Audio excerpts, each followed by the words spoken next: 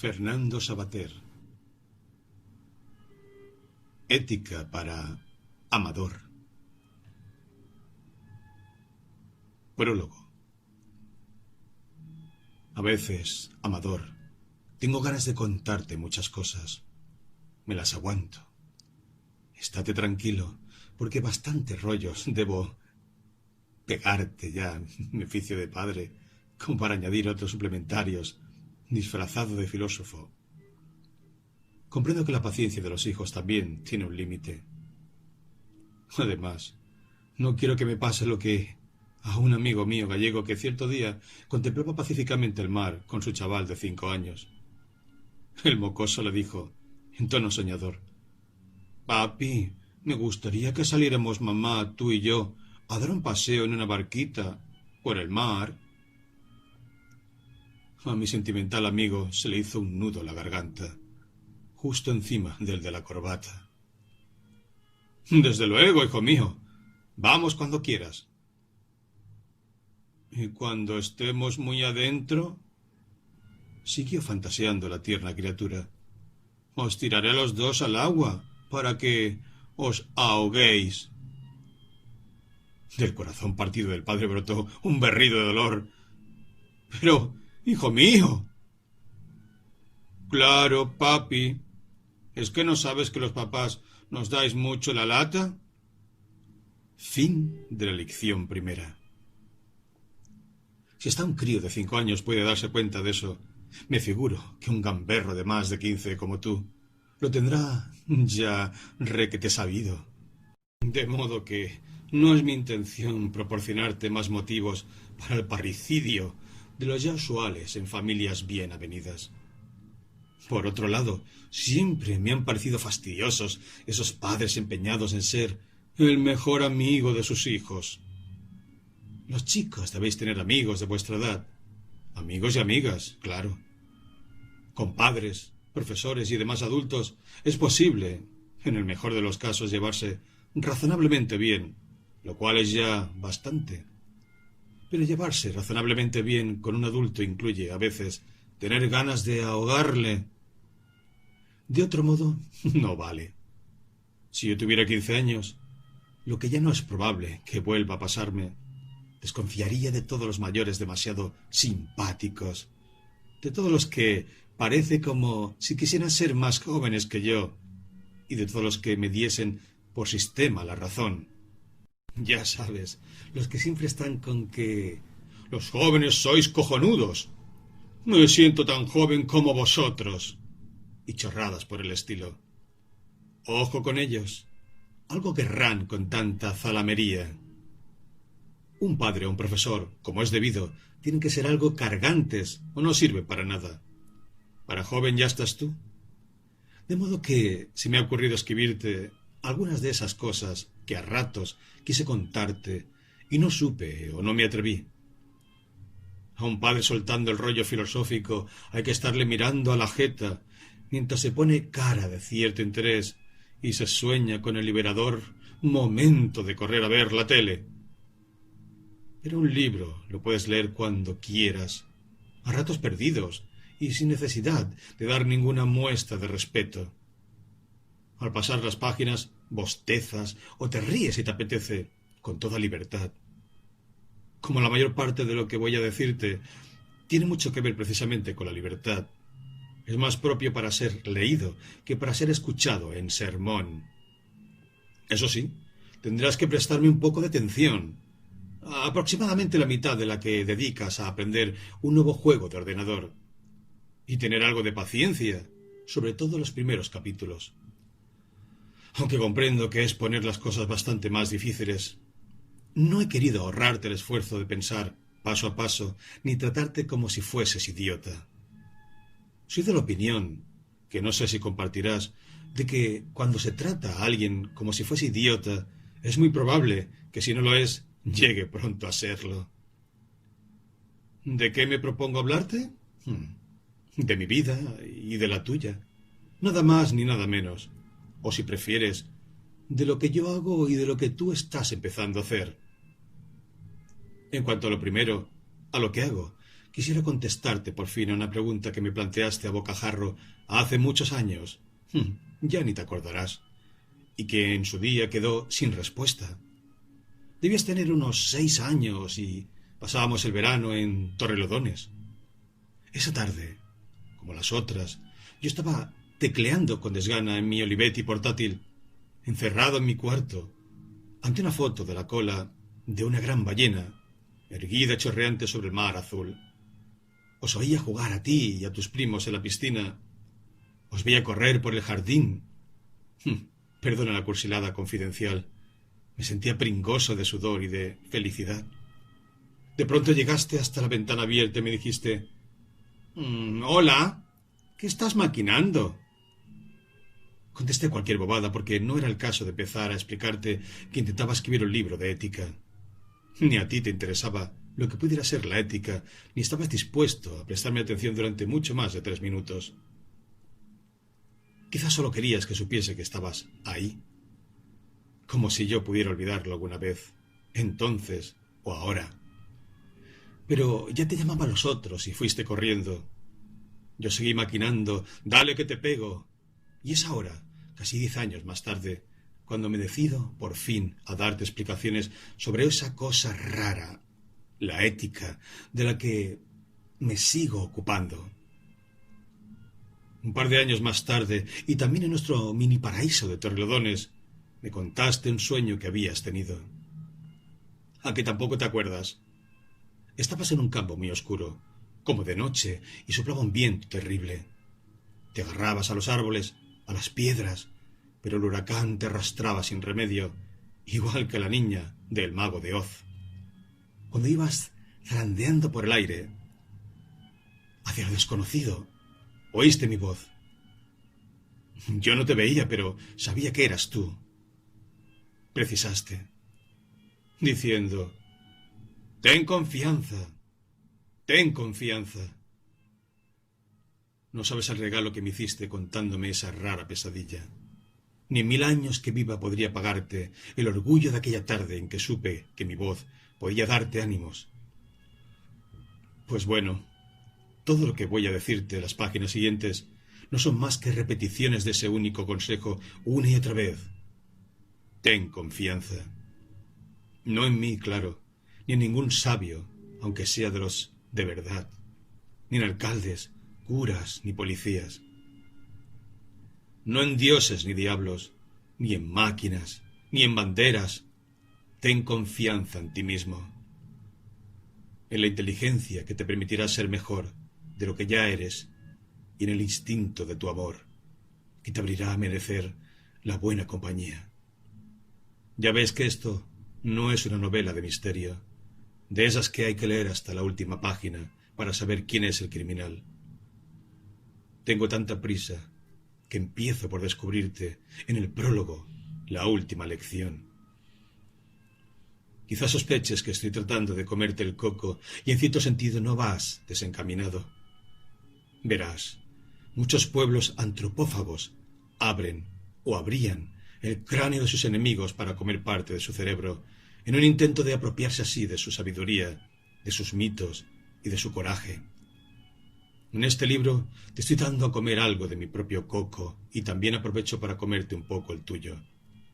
No sé si sacarás mucha pitanza de mis sesos, quizás solo unos bocados de la experiencia de un príncipe que no todo lo aprendió en los libros. Por mi parte, quiero apropiarme a mordiscos de una buena porción del tesoro que te sobra. Juventud intacta. Que nos aproveche a ambos. Capítulo 1. ¿De qué va la ética? Hay ciencias que se estudian por simple interés de saber cosas nuevas, otras para aprender una destreza que permita hacer o utilizar algo. La mayoría para obtener un puesto de trabajo y ganarse con él la vida. Si no sentimos curiosidad ni necesidad de realizar tales estudios, podemos prescindir tranquilamente de ellos. Abundan los conocimientos muy interesantes, pero sin los cuales uno se las arregla bastante bien para vivir. Yo, por ejemplo, lamento no tener ni idea de astrofísica ni de ebanistería. que a otros les darán tantas satisfacciones, aunque tal ignorancia no me ha impedido ir tirando hacia la fecha. Y tú, si no me equivoco, conoces las reglas del fútbol, pero estás bastante pez en béisbol. No tiene mayor importancia. Disfrutas con los mundiales, pasas olímpicamente de la Liga Americana y todos tan contentos. Lo que quiero decir es que ciertas cosas uno puede aprenderlas o no, a voluntad. Como nadie es capaz de saberlo todo, no hay más remedio que elegir y aceptar con humildad lo mucho que ignoramos. Se puede vivir sin saber astrofísica, ni ebanistería, ni fútbol, incluso sin saber leer ni escribir. Se vive peor, si quieres, pero se vive. Ahora bien, otras cosas hay que saberlas porque en ello, como suele decirse, nos va la vida. Es preciso estar enterado, por ejemplo, de que saltar desde el balcón de un sexto piso no es cosa buena para la salud, o de que una dieta de clavos, con perdón de los faquires, y ácido prúsico no permite llegar a viejo. Tampoco es aconsejable ignorar que si uno cada vez que cruza con el vecino le atiza un mamporro, las consecuencias serán antes o después muy desagradables. Pequeñeces así son importantes. Se puede vivir de muchos modos, pero hay modos que no dejan vivir. En una palabra, entre todos los saberes posibles existe al menos uno imprescindible, el de que ciertas cosas nos convienen y otras no. No nos convienen ciertos alimentos, ni nos convienen ciertos comportamientos, ni ciertas actitudes. Me refiero, claro está, a que no nos convienen si queremos seguir viviendo. Si lo que uno quiere es reventar cuanto antes, beber lejía puede ser muy adecuado, o también procurar rodearse del mayor número de enemigos posibles. Pero de momento vamos a suponer que lo que preferimos es vivir. Los respetables gustos del suicida los dejaremos por ahora de lado. De modo que ciertas cosas nos convienen, y a lo que nos conviene solemos llamarlo bueno, porque nos sienta bien. Otras, en cambio, nos sientan, pero que muy mal, y a todo eso lo llamamos malo. Saber lo que nos conviene, es decir, distinguir entre lo bueno y lo malo, es un conocimiento que todos intentamos adquirir, todos sin excepción, por la cuenta que nos trae. Como he señalado antes, hay cosas buenas y malas para la salud. Es necesario saber lo que debemos comer, o que el fuego a veces calienta y otras quema, así como el agua puede quitar la sed pero también ahogarnos.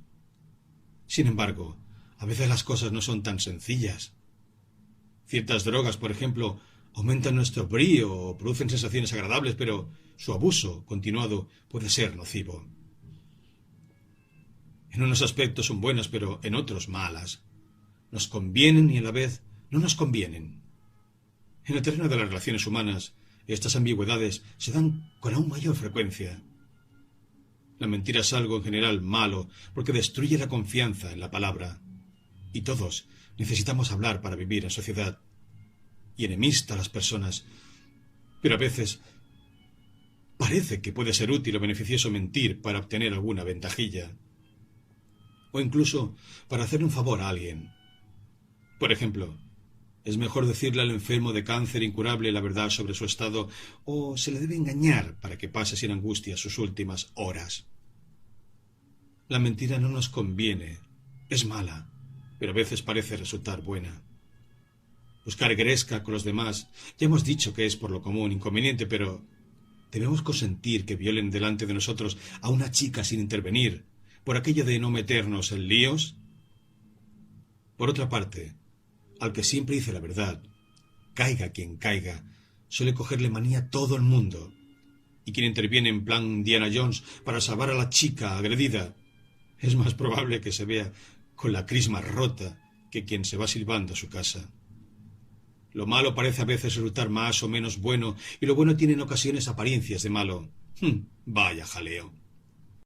Lo de saber vivir no resulta tan fácil porque hay diversos criterios opuestos respecto a qué debemos hacer. En matemáticas o geografía hay sabios e ignorantes, pero los sabios están casi siempre de acuerdo en lo fundamental.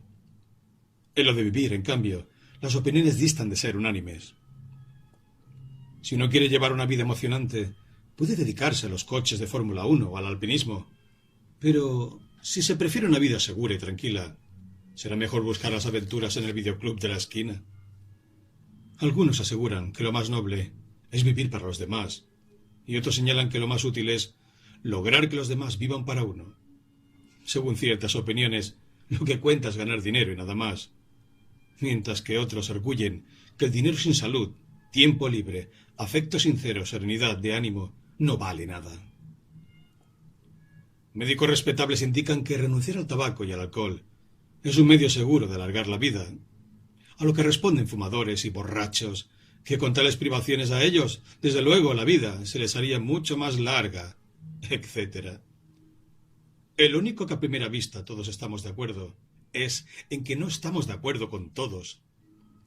Pero fíjate que también estas opiniones distintas coinciden en otro punto, a saber, que lo que vaya a ser nuestra vida es, al menos en parte, resultado de lo que quiera cada cual.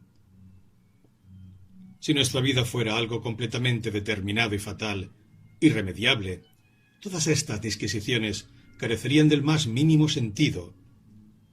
Nadie discute si las piedras deben caer hacia arriba o hacia abajo. Caen hacia abajo y punto.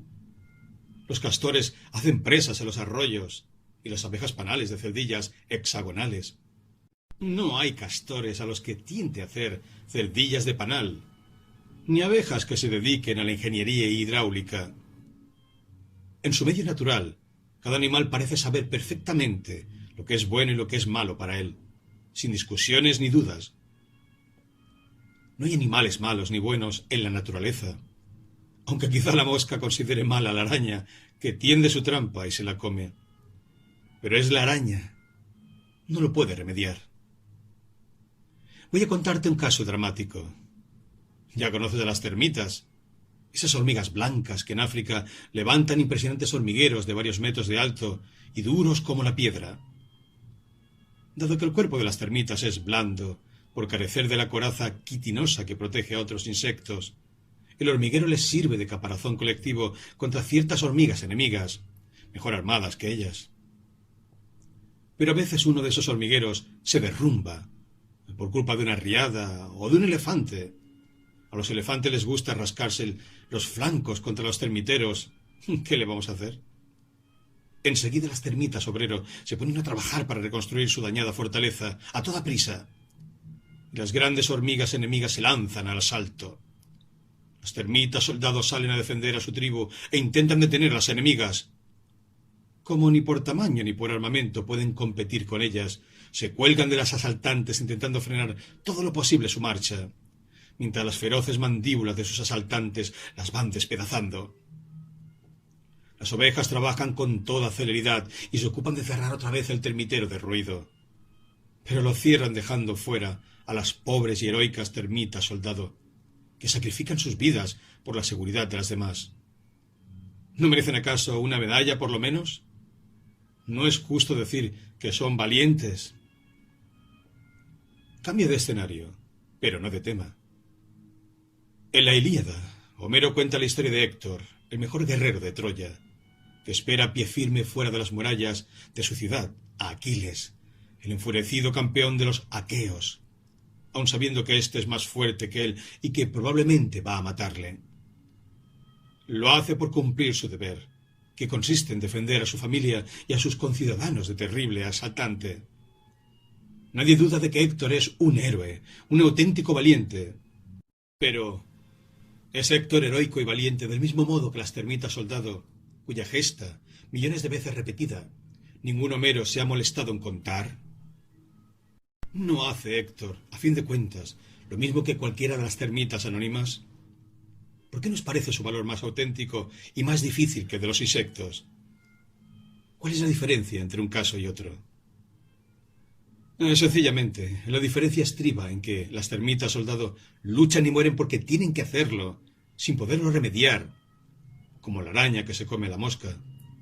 Héctor, en cambio, sale a enfrentarse con Aquiles porque quiere. Las termitas soldado no pueden desertar, ni rebelarse, ni remolonear para que otras vayan en su lugar. Están programadas necesariamente por la naturaleza para cumplir su heroica misión. El caso de Héctor es distinto. Podría decir que está enfermo o que no le da la gana enfrentarse a alguien más fuerte que él. Quizás sus conciudadanos le llamasen cobarde y le tuviesen por un cara dura, o quizá le preguntasen qué otro plan se le ocurre para frenar a Aquiles. Pero es indudable que tiene la posibilidad de negarse a ser héroe. Por mucha presión que los demás ejerzan sobre él, siempre podría escaparse de lo que se supone que debe hacer. No está programado para ser héroe. Ningún hombre lo está. De ahí que tenga mérito su gesto y que Homero cuente su historia con épica emoción. A diferencia de las termitas, decimos que Héctor es libre y por eso admiramos su valor. Y así llegamos a la palabra fundamental de todo este embrollo: libertad. Los animales, y no digamos ya los minerales o las plantas, no tienen más remedio que ser tal como son y hacer lo que están programados naturalmente para hacer. No se les puede reprochar que lo hagan, ni aplaudirles por ello, porque no saben comportarse de otro modo. Tal disposición obligatoria les ahorra sin duda muchos quebraderos de cabeza. En cierta medida, desde luego, los hombres también estamos programados por la naturaleza. Estamos hechos para beber agua, no lejía. Y a pesar de todas nuestras precauciones, debemos morir antes o después. Y de modo menos imperioso, pero necesario, nuestro programa cultural es determinante. Nuestro pensamiento viene condicionado por el lenguaje que le da forma, un lenguaje que se nos impone desde fuera y que no hemos inventado para nuestro uso personal. Y somos educados en ciertas tradiciones, hábitos, formas de comportamiento, leyendas.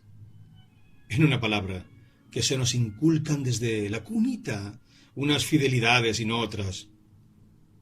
Todo ello pesa mucho y hace que seamos bastante previsibles. Por ejemplo, Héctor, ese del que acabamos de hablar. Su programación natural hacía que Héctor sintiese necesidad de protección, cobijo y colaboración, beneficios que mejor o peor encontraba en su ciudad de Troya. También era muy natural que considerara con afecto a su mujer Andrómaca, que le proporcionaba compañía placentera, y a su hijito, por el que sentía lazos de apego biológico-culturalmente. Se sentía parte de Troya y compartía con los troyanos la lengua, las costumbres y las tradiciones. Además, desde pequeño le habían educado para que fuese un buen guerrero al servicio de su ciudad, y se le dijo que la cobardía era algo aborrecible, indigno de un hombre. Si traicionaba a los suyos, Héctor sabía que se vería despreciado y que le castigarían de uno u otro modo. De modo que también estaba bastante programado para actuar como lo hizo, ¿no? Y sin embargo, Héctor hubiese podido decir: ¡a la porra con todo! Podría haberse disfrazado de mujer para escapar por la noche de Troya, o haberse fingido enfermo o loco para no combatir, o haberse arrodillado ante Aquiles ofreciéndole sus servicios como guía para invadir Troya por su lado más débil. También podría haberse dedicado a la bebida, o haber inventado una nueva religión que dijese que no hay que luchar contra los enemigos sino poner la otra mejilla cuando nos abofetean. Me dirás que todos estos comportamientos hubiesen sido bastante raros, dado quién era Héctor y la educación que había recibido. Pero tienes que reconocer que no son hipótesis imposibles. Mientras que un castor que fabrique panales o una termita desertora no son algo raro sino estrictamente imposible.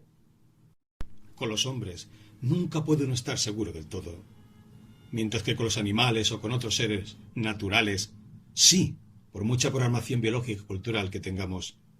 Los hombres siempre podemos optar finalmente por algo que no esté en el programa, al menos que no esté del todo. Podemos decir sí o no, quiero o no quiero. Por muy achuchados que nos veamos por las circunstancias, nunca tenemos un solo camino a seguir, sino varios. Cuando te hablo de libertad, es a esto a lo que me refiero, a lo que nos diferencia de las termitas y de las mareas, de todo lo que se mueve, de modo necesario e irremediable. Cierto que no podemos hacer cualquier cosa que queramos, pero también cierto que no estamos obligados a querer hacer una sola cosa. Y aquí conviene señalar dos aclaraciones respecto a la libertad. Primero, no somos libres de elegir lo que nos pasa. Haber nacido tal día, de tales padres y en tal país, padecer un cáncer o ser atropellados por un coche, ser guapos o feos, que los saqueos se empeñen en conquistar nuestra ciudad, etc., sino libres para responder a lo que nos pasa de tal o cual modo. Obedecer o rebelarnos, ser prudentes o temerarios, vengativos o resignados, vestirnos a la moda o disfrazarnos de oso de las cavernas, defender Troya o huir, etc. Segunda, ser libres para intentar algo no tiene nada que ver con lograrlo indefectiblemente.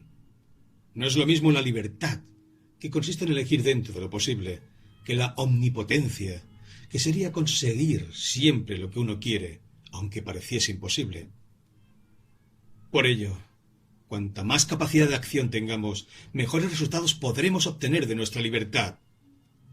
Soy libre de querer subir al monte Everest, pero, dado mi lamentable estado físico y mi nula preparación en el alpinismo, es prácticamente imposible que consiguiera mi objetivo. En cambio, soy libre de leer o no leer. Pero, como aprendí a leer de pequeño, la cosa no me resulta demasiado difícil si decido hacerlo. Hay cosas que dependen de mi voluntad, y eso es ser libre. Pero no todo depende de mi voluntad. Entonces sería omnipotente. Porque en el mundo hay otras muchas voluntades y otras muchas necesidades que no controlo a mi gusto. Si no me conozco ni a mí mismo, ni al mundo en que vivo, mi libertad se estrellará una y otra vez contra lo necesario. Pero, cosa importante, no por ello dejaré de ser libre, aunque me escueza. En la realidad existen muchas fuerzas que limitan nuestra libertad, desde terremotos o enfermedades hasta tiranos. Pero también nuestra libertad es una fuerza en el mundo, nuestra fuerza.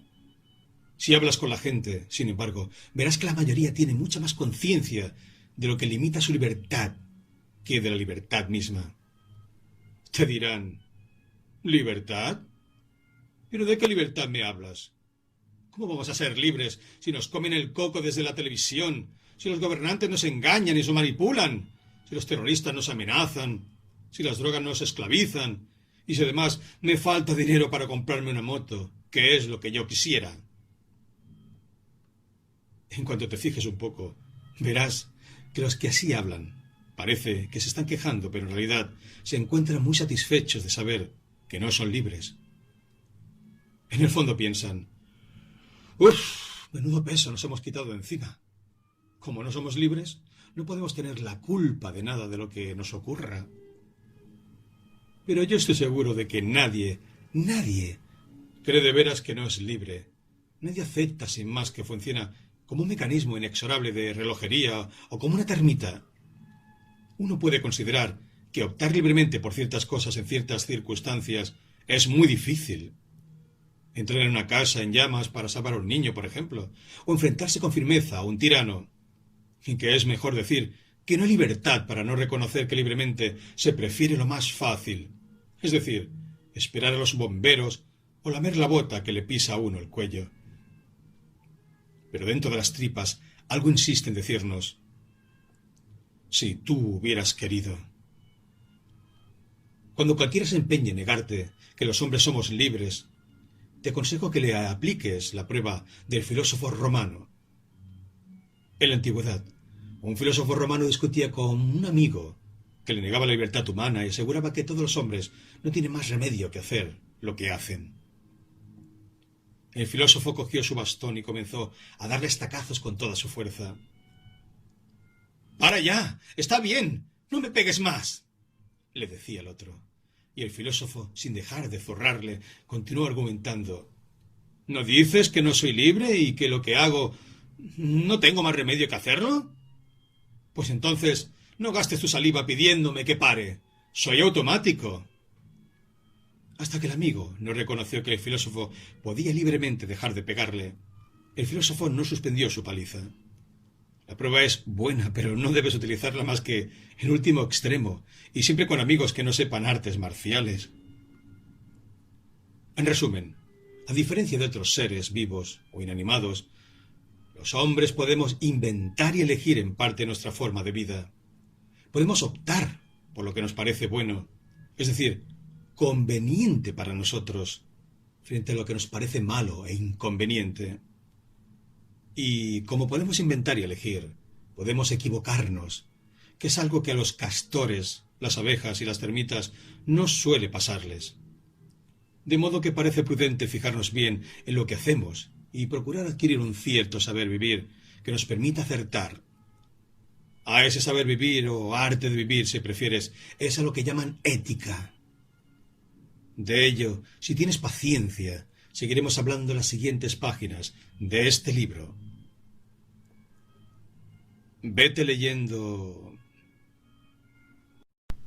Y si ahora, dejando en el suelo el abollonado escudo y el fuerte casco, y apoyando la pica contra el muro, salir al encuentro del inexorable Aquiles, le dijera que permitía a los atridas llevarse a Helena y las riquezas que Alejandro trajo a Ilión en las cóncavas naves, que esto fue lo que originó la guerra, y le ofreciera repartir a los aqueos la mitad de lo que la ciudad contiene, y más tarde tomara juramento a los troyanos de que, sin ocultar nada, formasen 2 lotes con cuantos bienes existen dentro de esta hermosa ciudad. Mas, ¿por qué en tales cosas me hace pensar el corazón? Homero, Ilíada. La libertad no es una filosofía y ni siquiera es una idea. Es un movimiento de la conciencia que nos lleva, en ciertos momentos, a pronunciar 2 monosílabos, sí o no. En su brevedad instantánea, como a la luz del relámpago, se dibuja el signo contradictorio de la naturaleza humana. Octavio Paz, La otra voz. La vida del hombre no puede ser vivida repitiendo los patrones de su especie. Es él mismo, cada uno, quien debe vivir. El hombre es el único animal que puede estar fastidiado, que puede estar disgustado, que puede sentirse expulsado del paraíso. Erich Fromm, Ética y psicoanálisis. Capítulo 2.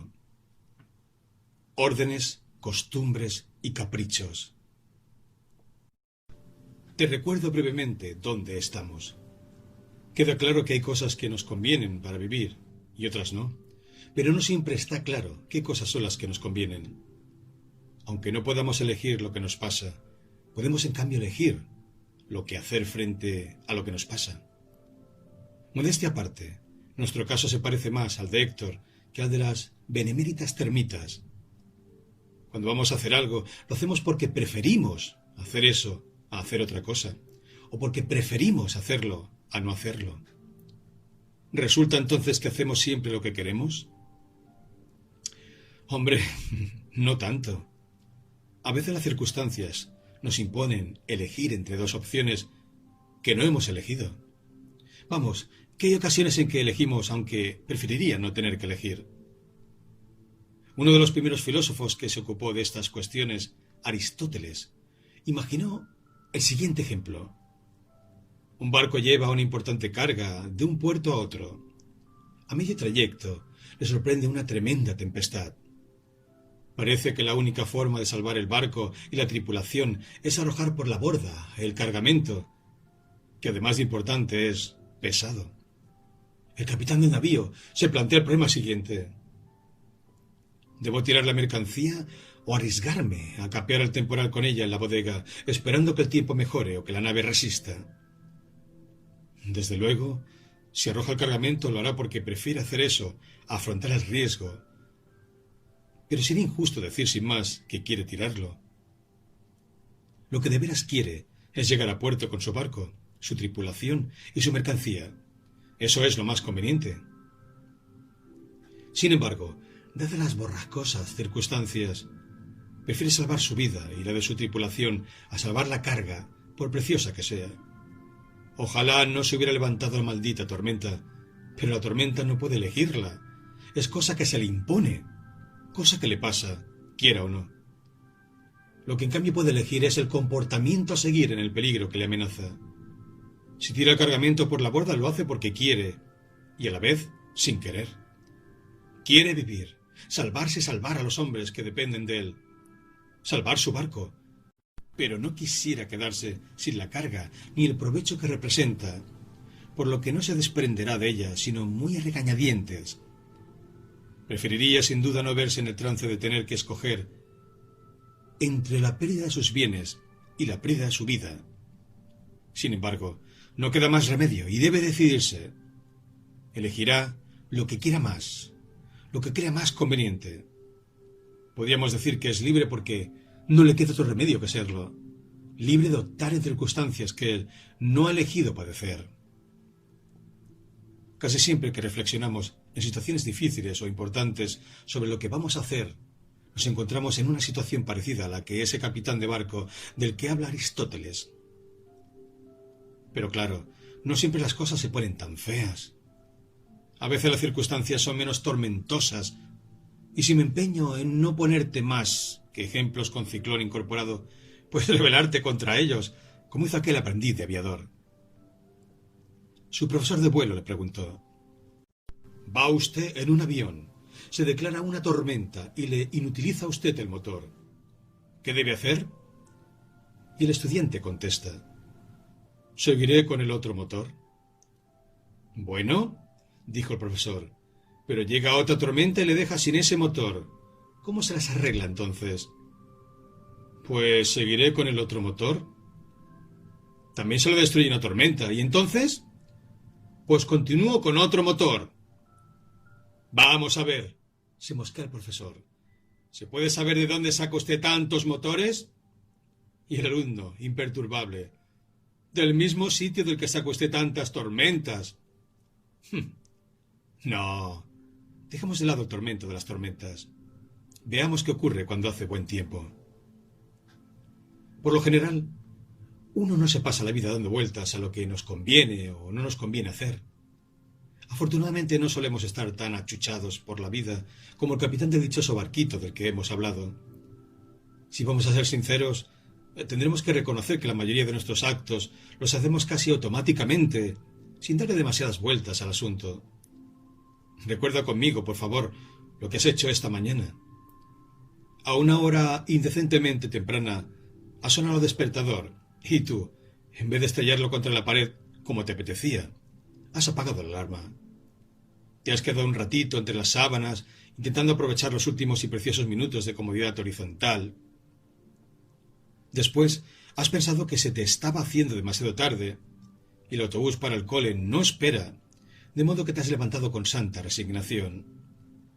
Ya sé que no te gusta demasiado lavarte los dientes, pero como te insisto tanto para que lo hagas, has acudido entre bostezos a la cita con el cepillo y la pasta. Te has duchado casi sin darte cuenta de lo que hacías, porque es algo que ya pertenece a la rutina de todas las mañanas. Luego te has bebido el café con leche y te has tomado la habitual tostada con mantequilla. Después, a la dura calle. Mientras ibas hacia la parada del autobús, repasando mentalmente los problemas de matemáticas. ¿No tenías hoy control? Has ido dando patadas distraídas a una lata vacía de Coca-Cola. Más tarde el autobús, el colegio, etc. Francamente, no creo que cada uno de esos actos los hayas realizado tras angustiosas meditaciones. ¿Me levanto o no me levanto? ¿Me ducho o no me ducho? ¿Desayunar o no desayunar? Esa es la cuestión. La zozobra del pobre capitán de barco a punto de zozobrar, tratando de decidir a toda prisa si tiraba por la borda la carga o no, se parece poco a tus soñolientas decisiones de esta mañana. Has actuado de manera casi instintiva, sin plantearte muchos problemas. En el fondo resulta lo más cómodo y lo más eficaz, ¿no? A veces darle demasiadas vueltas a lo que uno va a hacer nos paraliza. Es como cuando echas a andar. Si te pones a mirarte los pies y decir, ahora el derecho, luego el izquierdo, etc., lo más seguro es que pegues un tropezón o que acabes parándote. Pero yo quisiera que ahora, retrospectivamente, te preguntaras lo que no te preguntaste esta mañana. Es decir, ¿por qué he hecho lo que hice? ¿Por qué ese gesto y no mejor el contrario, o quizá otro cualquiera? Supongo que esta encuesta te indignará un poco. Vaya, ¿Que por qué tienes que levantarte a las 7:30, lavarte los dientes e ir al colegio? ¿Y yo te lo pregunto? Pues precisamente porque yo me empeño en que lo hagas y te doy la lata de 1000 maneras, con amenazas y promesas, para obligarte. Si te quedases en la cama, menudo jaleo te montaría. Claro que algunos de los gestos reseñados, como ducharte o desayunar, los realizas ya sin acordarte de mí, porque son cosas que siempre se hacen al levantarse, ¿no? Y que todo el mundo repite. Lo mismo que ponerse pantalones en lugar de ir en calzoncillos, por mucho que apriete el calor.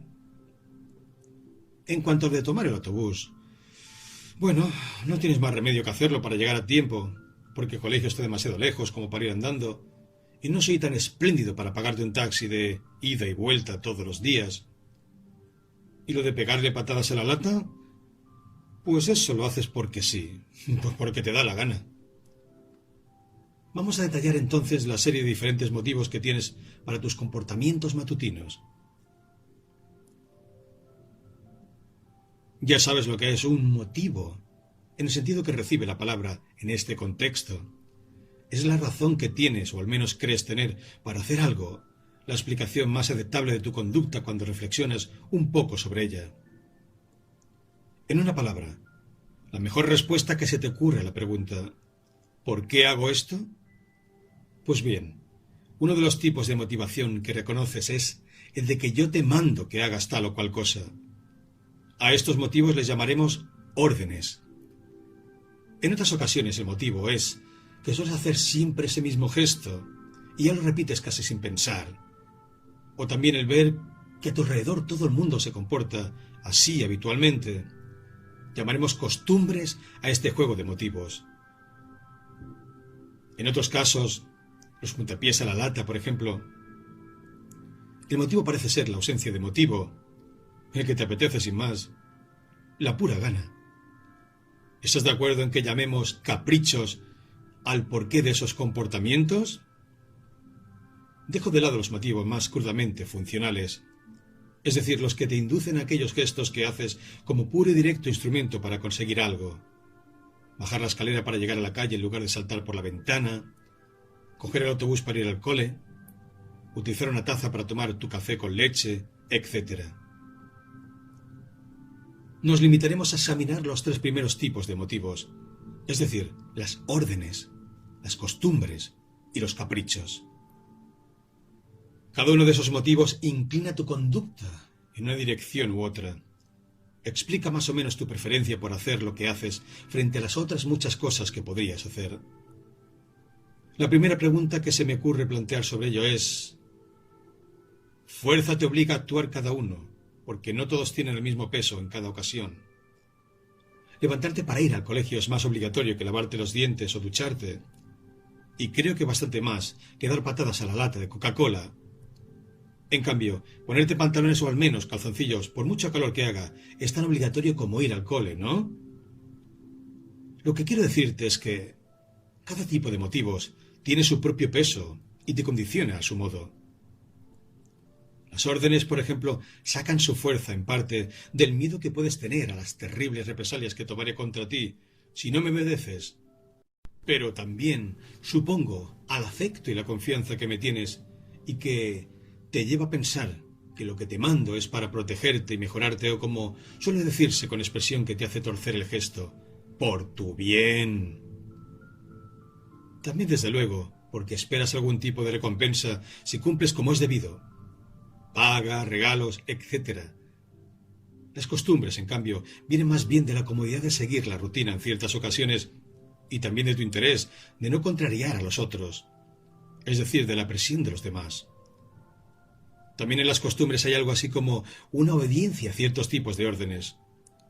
Piensa, por poner otro ejemplo, en las modas. La cantidad de cazadoras, zapatillas, chapas, etc., que tienes que ponerte porque entre tus amigos es costumbre llevarlas y tú no quieres desentonar. Las órdenes y las costumbres tienen una cosa en común. Parece que vienen de fuera, que se te imponen sin pedirte permiso. En cambio, los caprichos te salen de dentro, brotan espontáneamente sin que nadie te los mande, ni a nadie en principio creas imitarlos. Yo supongo que si te pregunto que cuándo te sientes más libre, ¿al cumplir órdenes, al seguir la costumbre o al hacer tu capricho? Me dirás que eres más libre al hacer tu capricho, porque es una cosa más tuya y que no depende de nadie más que de ti. Claro que vete a saber. A lo mejor también el llamado capricho te apetece porque se lo imitas a alguien o quizá brota de una orden pero al revés, por ganas de llevar la contraria, unas ganas que no se te hubieran despertado a ti solo sin el mandato previo que desobedeces. En fin, por el momento vamos a dejar las cosas aquí, que por hoy ya es lío suficiente.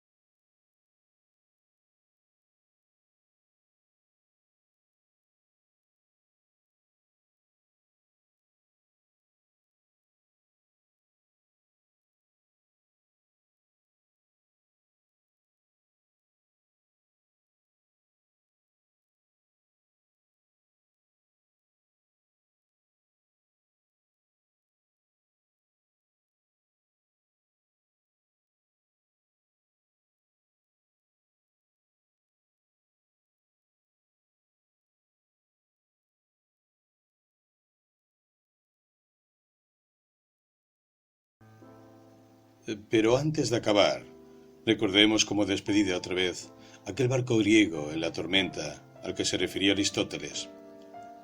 Ya que empezamos entre olas y truenos, bien podemos acabar lo mismo, para que el capítulo resulte capicúa. El capitán del barco estaba, cuando lo dejamos, en el trance de arrojar o no la carga por la borda para evitar el naufragio. Desde luego tiene orden de llevar las mercancías a puerto. La costumbre no es precisamente tirarlas al mar, y poco le ayudaría a seguir sus caprichos, dado el berenjenal en que se encuentra.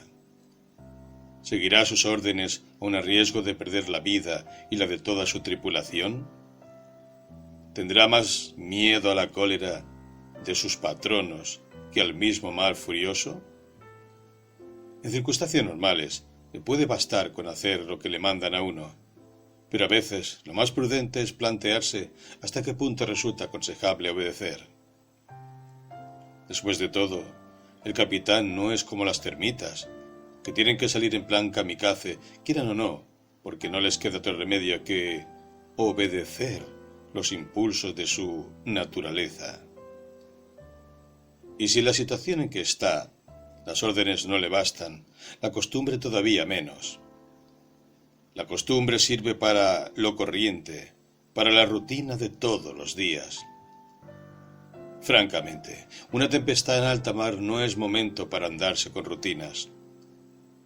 Tú mismo te pones religiosamente pantalones y calzoncillos todas las mañanas, pero si en caso de incendio no te diera tiempo, tampoco te sentirías demasiado culpable. Durante el gran terremoto de México, de hace pocos años, un amigo mío vio derrumbarse ante sus propios ojos un elevado edificio. Acudió a prestar ayuda e intentó sacar de entre los escombros a una de las víctimas, que se resistía inexplicablemente a salir de la trampa de cascotes, hasta que confesó: «Es que no llevo nada encima».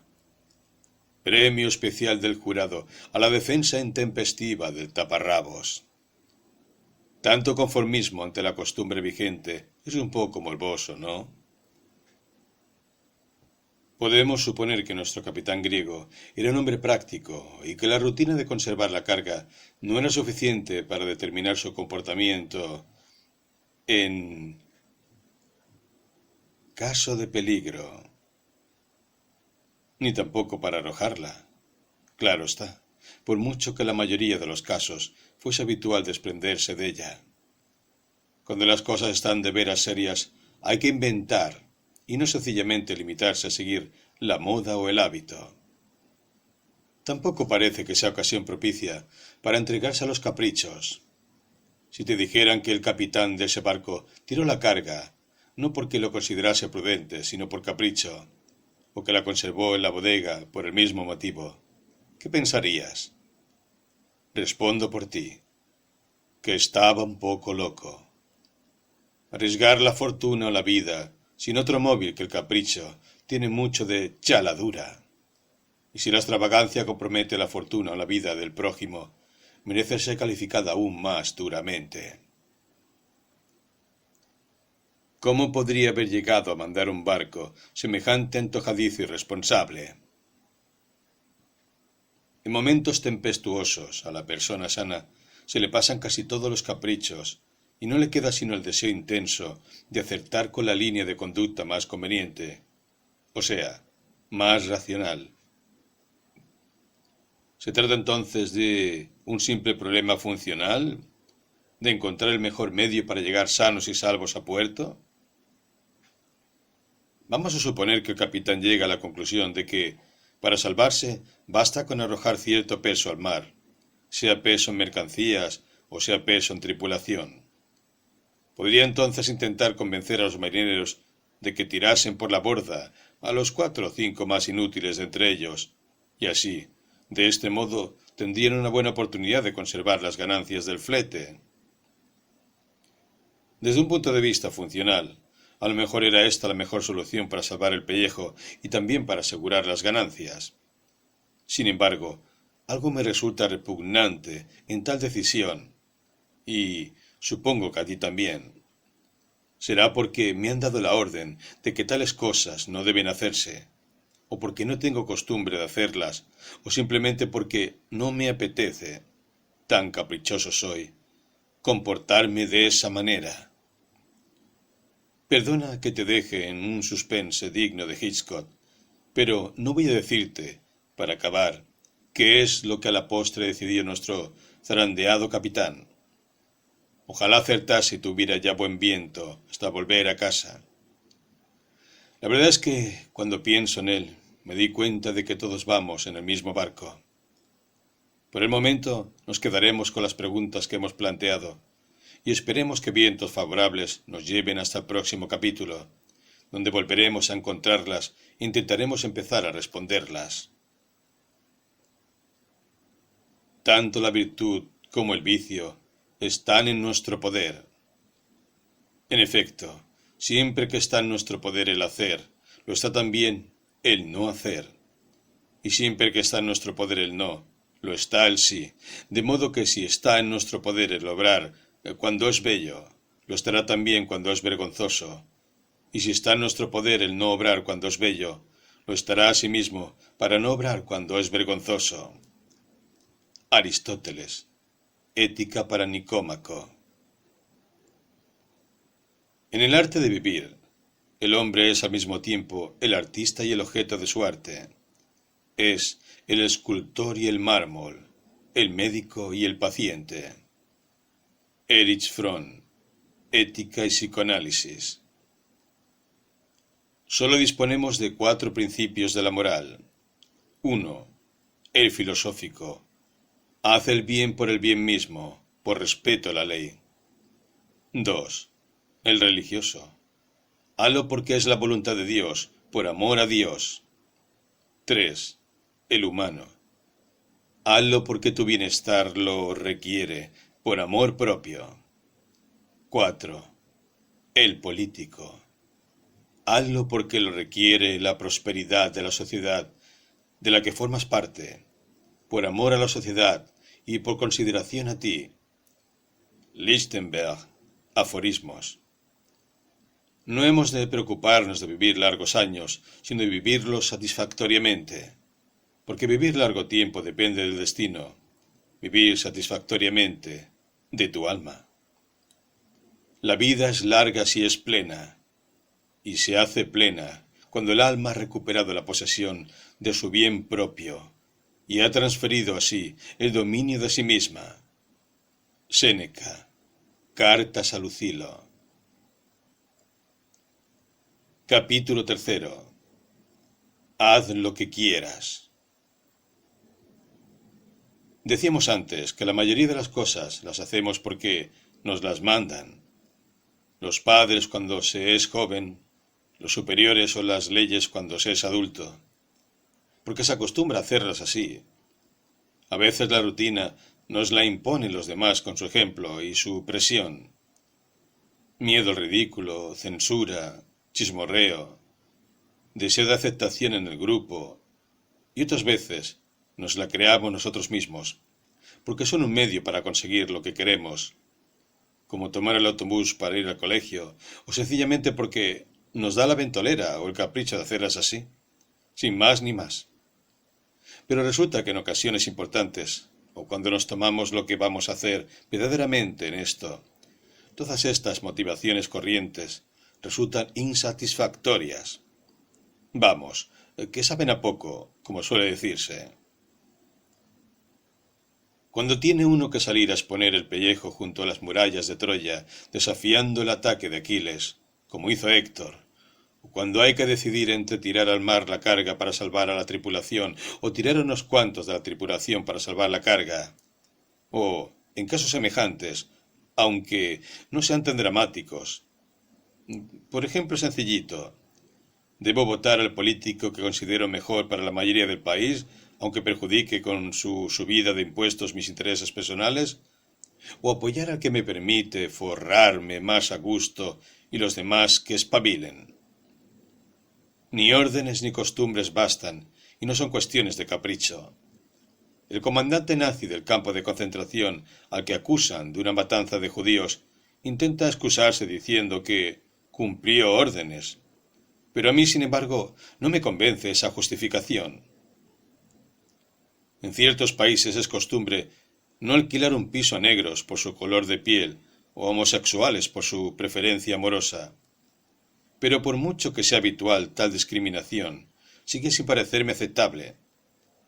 El capricho de irse a pasar unos días a la playa es muy comprensible, pero si uno tiene a un bebé a su cargo y lo deja sin cuidado durante un fin de semana, semejante capricho ya no resulta simpático, sino criminal.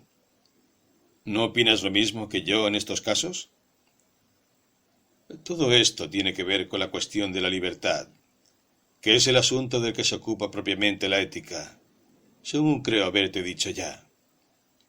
Libertad es poder decir sí o no, lo hago o no lo hago, digan lo que digan mis jefes o los demás. Esto me conviene y lo quiero, aquello no me conviene y por tanto no lo quiero. Libertad es decidir, pero también, no lo olvides, darte cuenta de que estás decidiendo. Lo más opuesto a dejarse llevar, como podrás comprender, y para no dejarte llevar, no tienes más remedio que intentar pensar al menos 2 veces lo que vas a hacer. Sí, 2 veces. Lo siento, aunque te duela la cabeza. La primera vez que piensas el motivo de tu acción, la respuesta a la pregunta ¿por qué hago esto? Es del tipo de las que hemos estudiado últimamente.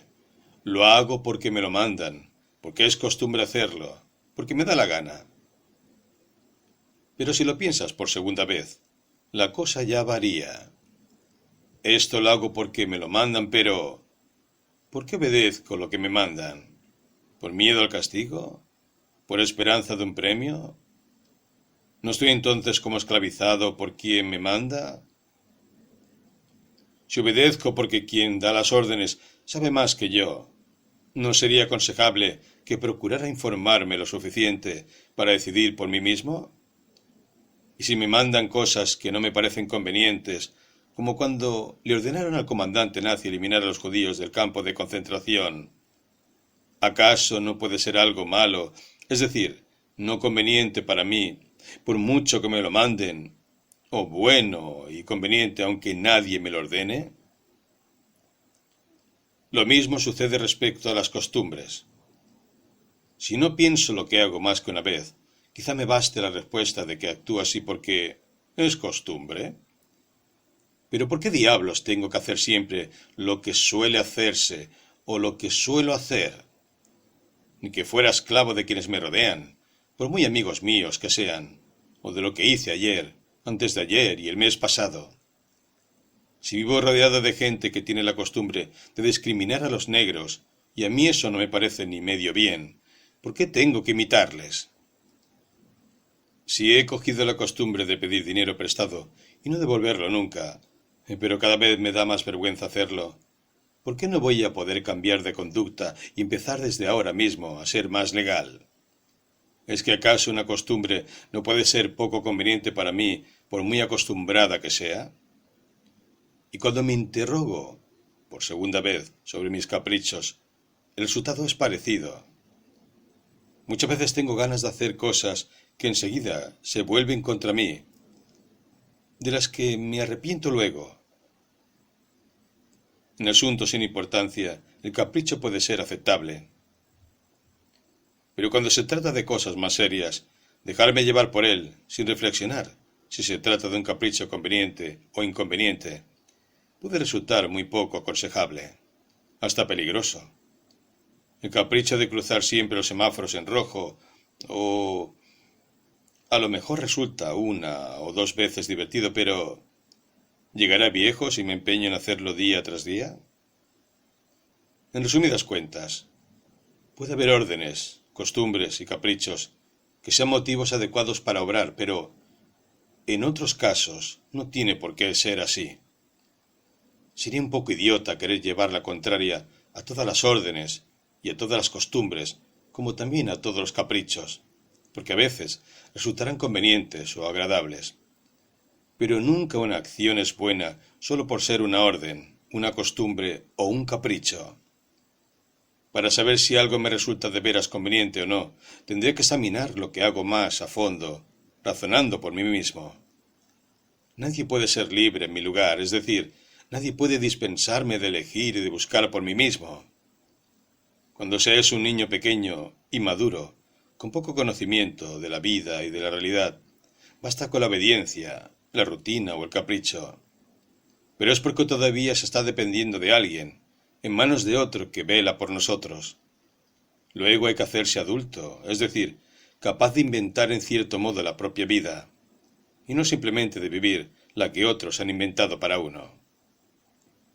Naturalmente no podemos inventarnos del todo, porque no vivimos solos, y muchas cosas se nos imponen queramos o no.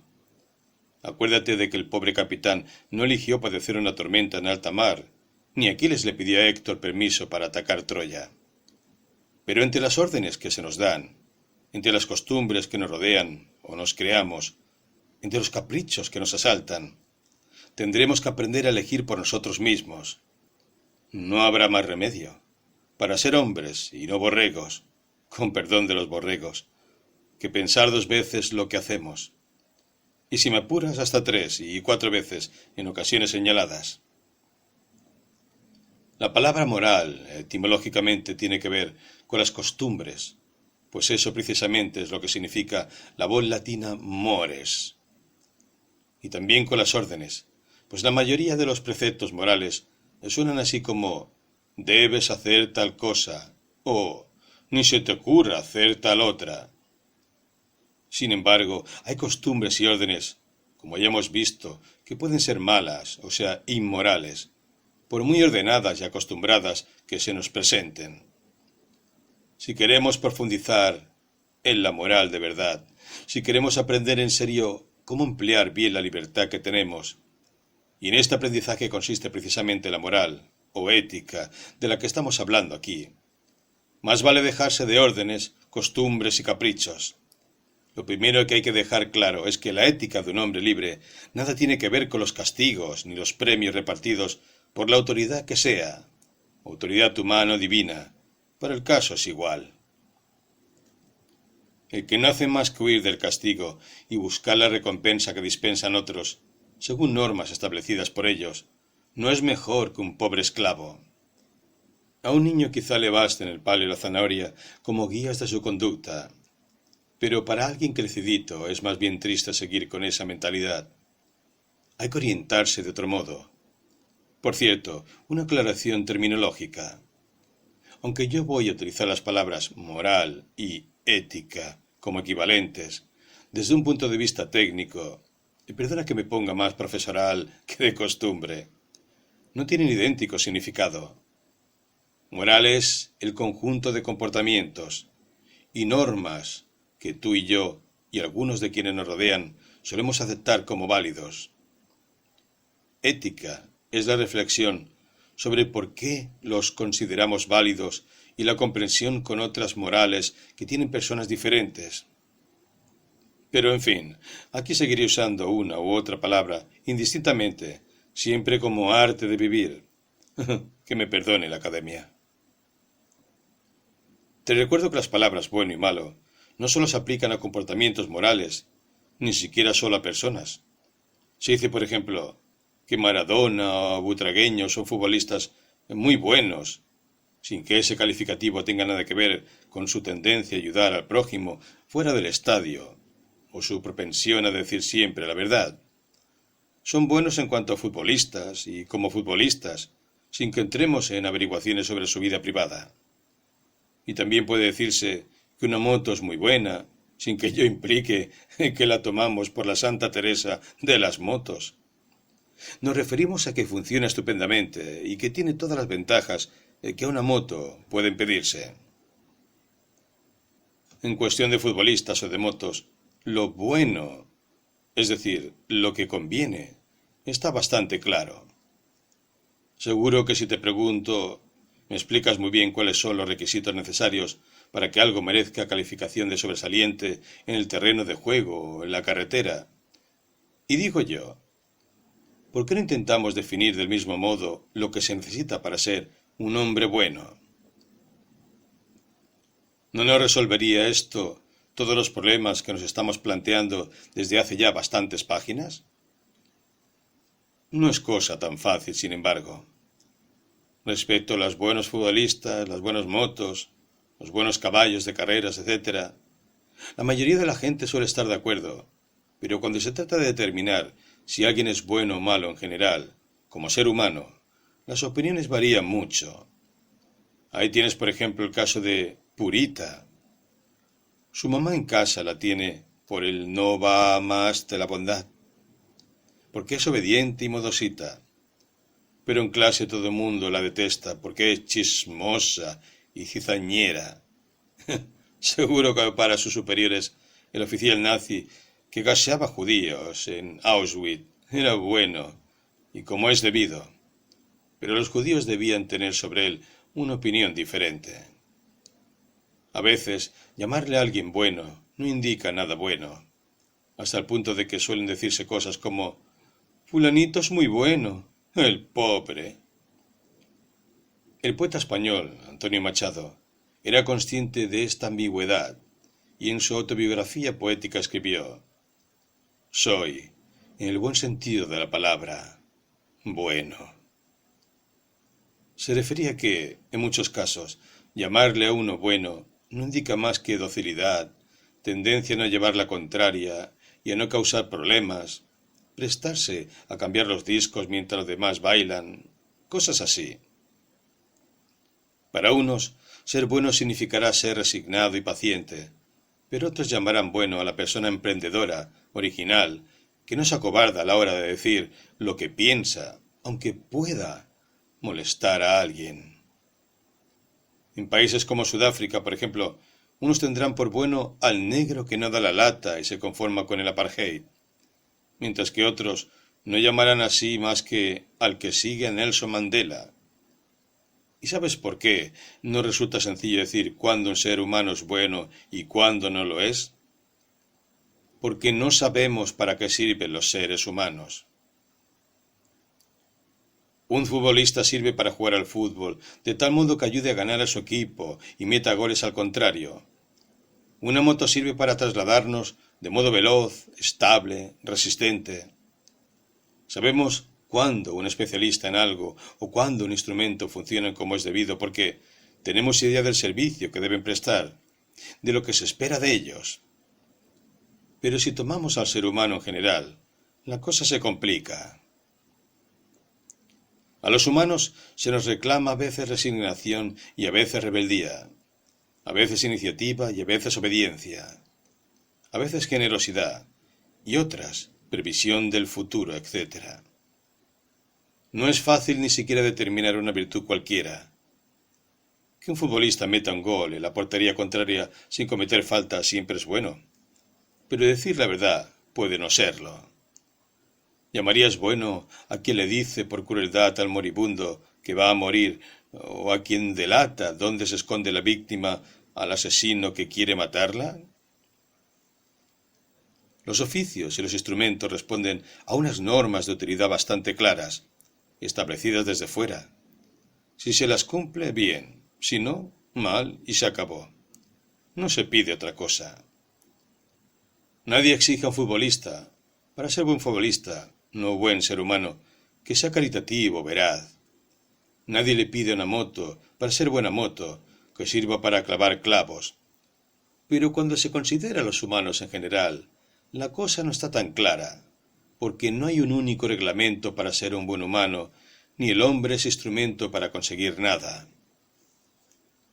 Se puede ser buen hombre y buena mujer, claro, de muchas maneras, y las opiniones que juzgan los comportamientos suelen variar según las circunstancias.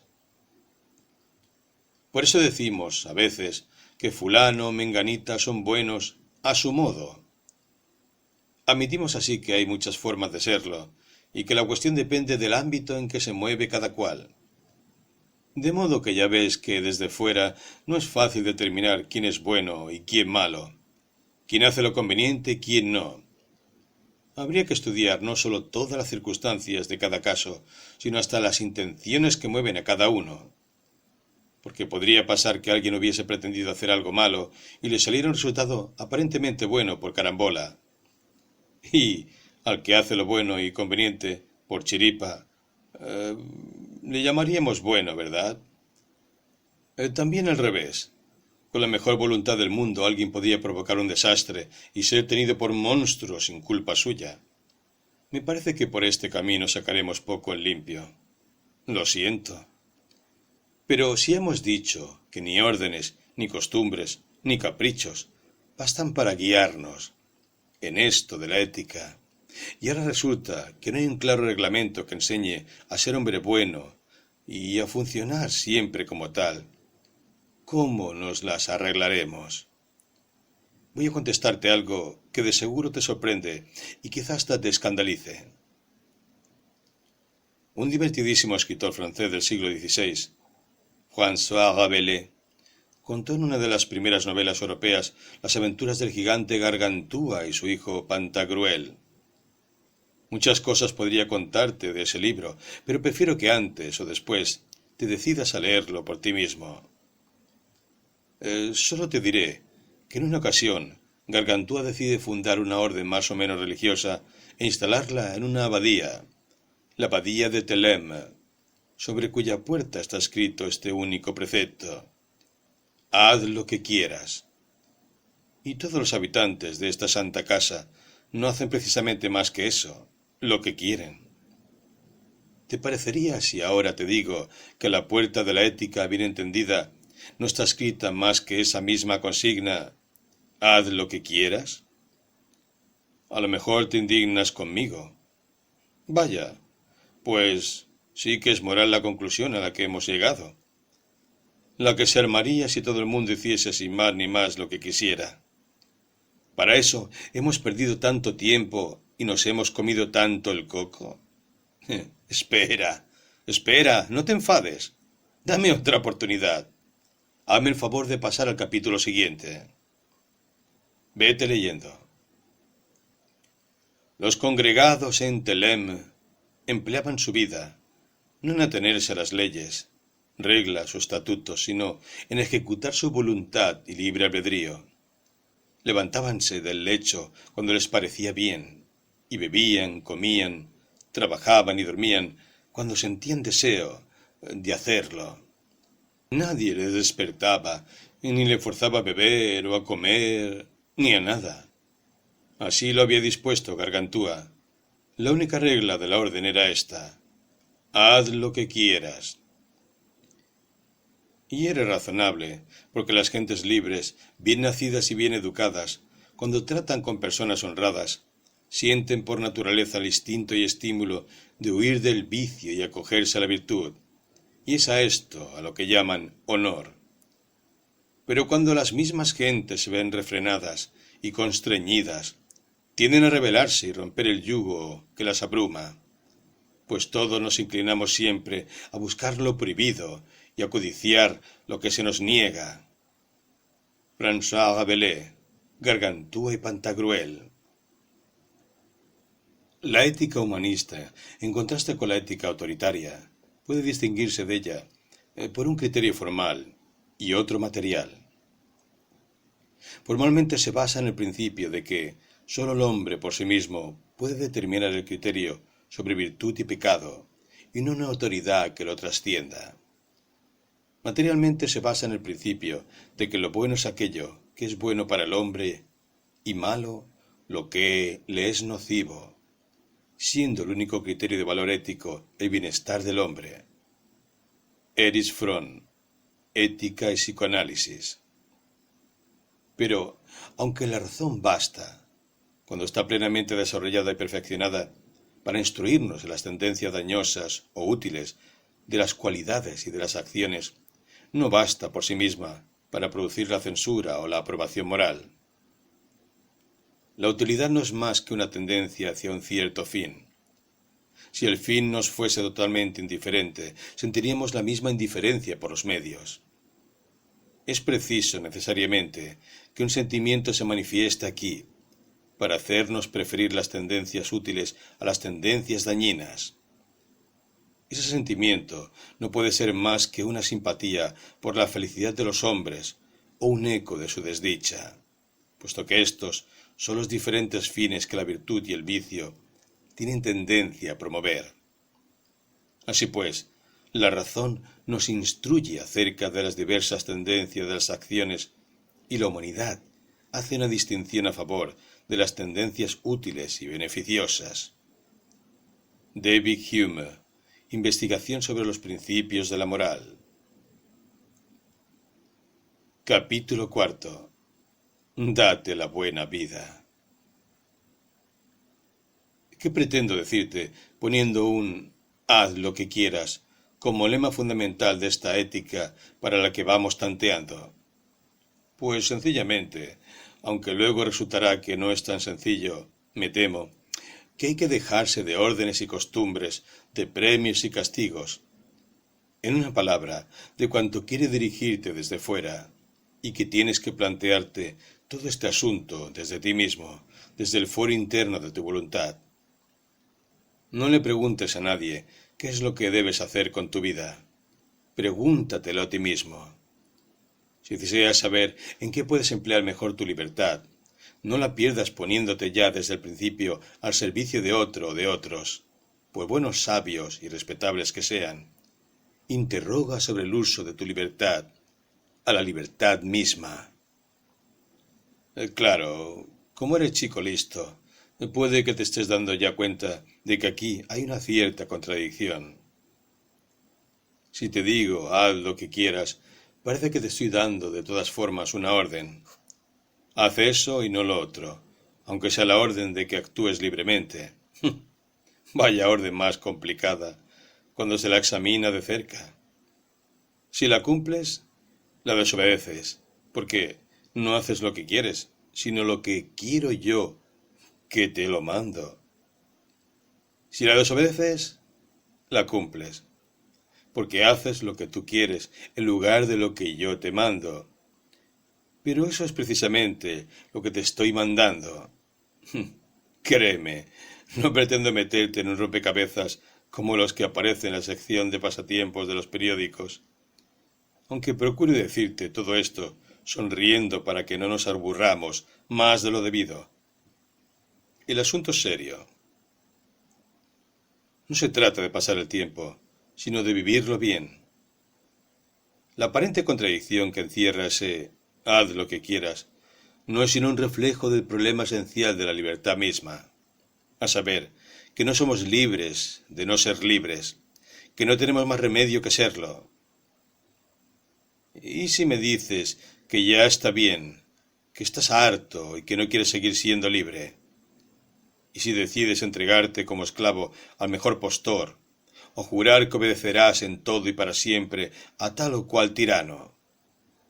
Pues lo harás porque quieres, en uso de tu libertad, y aunque obedezcas a otro o te dejes llevar por la masa, seguirás actuando tal como prefieres. No renunciarás a elegir, sino que habrás elegido. Lo eliges por ti mismo. Por eso un filósofo francés de nuestro siglo, Jean-Paul Sartre, dijo que estamos condenados a la libertad. Para esa condena no hay indulto que valga. De modo que mi haz lo que quieras no es más que una forma de decirte que te tomes en serio el problema de tu libertad, lo de que nadie puede dispensarte de la responsabilidad creadora de escoger tu camino. No te preguntes con demasiado morbo si merece la pena. Todo este jaleo de la libertad, porque quieras o no eres libre, quieras o no, tienes que querer. Aunque digas que no quieres saber nada de estos asuntos tan fastidiosos y que te dejen paz, también estarás queriendo no saber nada, queriendo que te dejen en paz, aun a costa de aborregarte un poco o un mucho. Son las cosas del querer, amigo mío, como dice la copla, pero no confundamos este haz lo que quieras con los caprichos de que hemos hablado antes. Una cosa es que hagas lo que quieras, y otra bien distinta que hagas lo primero que te venga en gana. No digo que en ciertas ocasiones no pueda bastar la pura y simple gana de algo. al elegir qué vas a comer en un restaurante, por ejemplo, ya que afortunadamente tienes buen estómago y no te preocupa engordar. Pues venga, pide lo que te dé la gana. Pero cuidado, que a veces con la gana no se gana, sino que se pierde. Ejemplo al canto. No sé si has leído mucho la Biblia. Está llena de cosas interesantes y no hace falta ser muy religioso. Ya sabes que yo lo soy más bien poco para apreciarlas. En el primero de sus libros, el Génesis, se cuenta la historia de Esaú y Jacob, hijo de Isaac. Eran hermanos gemelos, pero Esaú había salido primero del vientre de su madre, lo que le concedía el derecho de primogenitura. Ser primogénito en aquellos tiempos no era cosa sin importancia, porque significaba estar destinado a heredar todas las posesiones y privilegios del padre.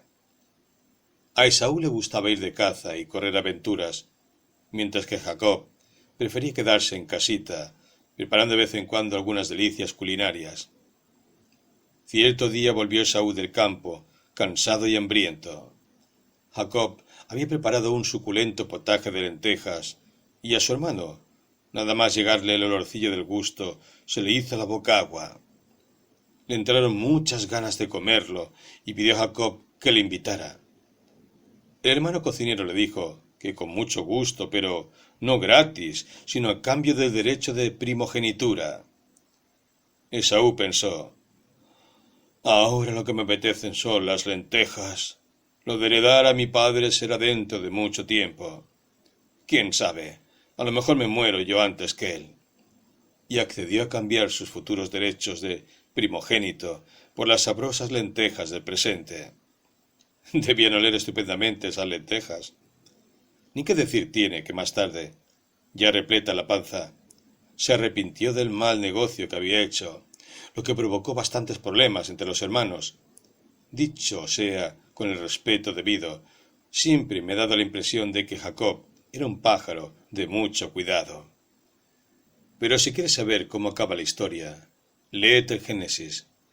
Para lo que aquí nos interesa ejemplificar, basta con lo que te he contado.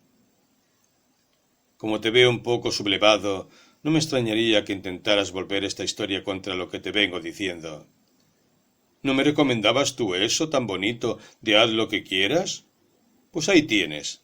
Esaú quería potaje, se empeñó en conseguirlo y al final se quedó sin herencia. Menudo éxito. Sí, claro, pero ¿eran esas lentejas lo que Esaú quería de veras o simplemente lo que le apetecía en aquel momento? Después de todo, ser el primogénito era entonces una cosa muy rentable, y en cambio las lentejas, ya se sabe, si quieres las tomas y si no, las dejas. Es lógico pensar que lo que Esaú quería en el fondo era la primogenitura, un derecho destinado a mejorarle mucho la vida en un plazo más o menos próximo. Por supuesto, también le apetecía comer potaje, pero si se hubiese molestado en pensar un poco, se había dado cuenta de que este segundo deseo podía esperar un rato con tal de no estropear sus posibilidades de conseguir lo fundamental. A veces los hombres queremos cosas contradictorias que entran en conflicto unas con otras. Es importante ser capaz de establecer prioridades y de imponer una cierta jerarquía entre lo que de pronto me apetece y lo que en el fondo, a la larga, quiero. Y si no, que se lo pregunten a Esaú. En el cuento bíblico hay un detalle importante. Lo que determina a Esaú para que elija el potaje presente y renuncie a la herencia futura es la sombra de la muerte, o si prefieres, el desánimo producido por la brevedad de la vida. Como sé que me voy a morir de todos modos, y a lo mejor antes que mi padre, ¿para qué molestarme en dar más vueltas a lo que me conviene? Ahora quiero lentejas, y mañana estaré muerto. De modo que vengan lentejas, y se acabó. Parece como si a Esaú la certeza de la muerte le llevase a pensar que la vida ya no vale la pena, que todo da igual. Pero lo que hace que todo dé igual no es la vida, sino la muerte. Fíjate, por miedo a la muerte, Esaú decide vivir como si ya estuviese muerto y todo le diese igual. La vida está hecha de tiempo. Nuestro presente está lleno de recuerdos y esperanzas. Pero Esaú vive como si para él ya no hubiese otra realidad que el aroma de lentejas que le llega ahorita mismo a la nariz, sin ayer ni mañana. Aún más, nuestra vida está hecha de relaciones con los demás. Somos padres, hijos, hermanos, amigos o enemigos, herederos o heredados, etc. Pero Esaú decide que las lentejas, que son una cosa, no una persona, cuentan más para él que esas vinculaciones con otros que le hacen ser quien es. Y ahora una pregunta. ¿Cumple Esaú realmente lo que quiere o es que la muerte le tiene como hipnotizado, paralizando y estropeando su querer? Dejemos a Esaú con sus caprichos culinarios y sus líos de familia. Volvamos a tu caso, que es el que aquí nos interesa. Si te digo que hagas lo que quieras, lo primero que parece oportuno hacer es que pienses con detenimiento y a fondo qué es lo que quieres. Sin duda te apetecen muchas cosas, a menudo contradictorias, como le pasa a todo el mundo. Quieres tener una moto, pero no quieres romperte la crisma por la carretera. Quieres tener amigos, pero sin perder tu independencia. Quieres tener dinero, pero no quieres avasallar al prójimo para conseguirlo. Quieres saber cosas, y por ello comprendes que hay que estudiar, pero también quieres divertirte. Quieres que yo no te dé la lata y te deje vivir a tu aire, pero también que esté ahí para ayudarte cuando lo necesites, etc. En una palabra, si tuvieras que resumir todo esto y poner en palabras sinceramente tu deseo global de fondo, me dirías: mira, papi, lo que quiero es darme la buena vida. Bravo. Premio para el caballero. Eso mismito es lo que yo quería aconsejarte. Cuando te dije, haz lo que quieras, lo que en el fondo pretendía recomendarte es que te atrevieras a darte la buena vida. Y no hagas caso a los tristes ni a los beatos, con perdón. La ética no es más que el intento racional de averiguar cómo vivir mejor. Si merece la pena interesarse por la ética es porque nos gusta la buena vida. Solo quien ha nacido para esclavo o quien tiene tanto miedo a la muerte que cree que todo da igual, se dedica a las lentejas y vive de cualquier manera. ¿Quieres darte la buena vida? Estupendo. Pero también quieres que esa buena vida no sea la buena vida de una coliflor o de un escarabajo, con todo mi respeto para ambas especies, sino una buena vida humana. Es lo que te corresponde, creo yo. Y estoy seguro de que a ello no renunciarías por nada del mundo. Ser humano, ya lo hemos indicado antes, consiste principalmente en tener relaciones con los otros seres humanos. Si pudieras tener muchísimo dinero, una casa más suntuosa que un palacio de las 1001 noches, las mejores ropas, los más exquisitos alimentos, muchísimas lentejas, los más sofisticados aparatos, etc. Pero todo ello a costa de no volver a ver ni a ser visto por ningún ser humano jamás. ¿Estarías contento? ¿Cuánto tiempo podrías vivir así sin volverte loco? ¿No es la mayor de las locuras querer las cosas a costa de la relación con las personas? Pero si precisamente la gracia de todas esas cosas estriba en que te permiten, o parecen permitirte, relacionarte más favorablemente con los demás.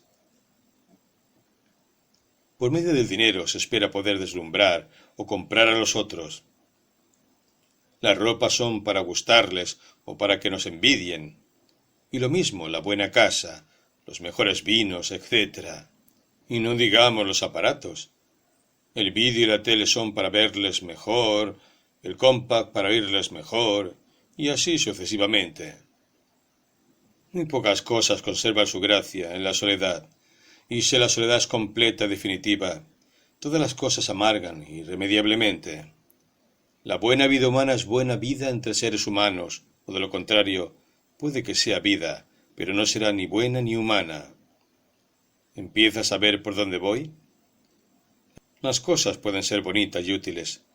Los animales, por lo menos algunos, resultan simpáticos, pero los hombres lo que queremos ser es humanos, no herramientas ni bichos. Y queremos también ser tratados como humanos, porque eso de la humanidad depende en buena medida de lo que los unos hacemos con los otros. Me explico. El melocotón nace melocotón. El leopardo viene ya al mundo como leopardo. Pero el hombre no nace ya hombre del todo y nunca llega a serlo si los demás no le ayudan. ¿Por qué? Porque el hombre no es solamente una realidad biológica, natural, como los melocotones o los leopardos, sino también una realidad cultural. No hay humanidad sin aprendizaje cultural. Y para empezar, sin la base de toda cultura y fundamento, por tanto, de nuestra humanidad, el lenguaje.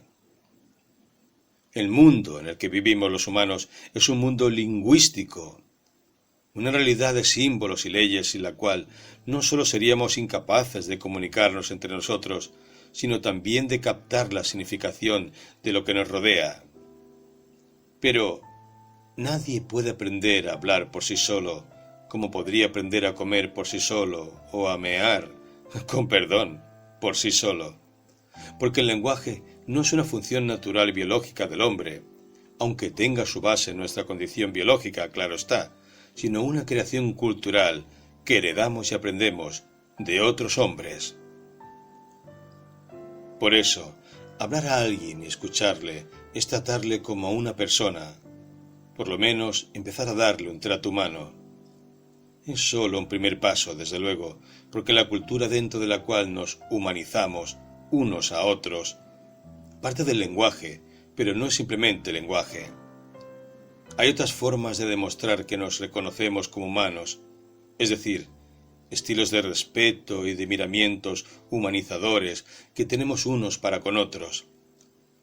Todos queremos que se nos trate así, y si no, protestamos. Por eso, las chicas se quejan de que se las trate como mujeres objeto, es decir, simples adornos o herramientas. Y por eso, cuando insultamos a alguien le llamamos ¡animal!, como advirtiéndole que está rompiendo el trato debido entre hombres y que, como siga así, podemos pagarle con la misma moneda. Lo más importante de todo esto me parece lo siguiente, que la humanización, es decir, lo que nos convierte en humanos, en lo que queremos ser, es un proceso recíproco, como el propio lenguaje. ¿Te das cuenta? Para que los demás puedan hacerme humano, tengo yo que hacerles humanos a ellos. Si para mí todos son como cosas o como bestias, yo no seré mejor que una cosa o una bestia tampoco. Por eso, darse la buena vida no puede ser algo muy distinto, a fin de cuentas, de dar la buena vida. Piénsalo un poco, por favor.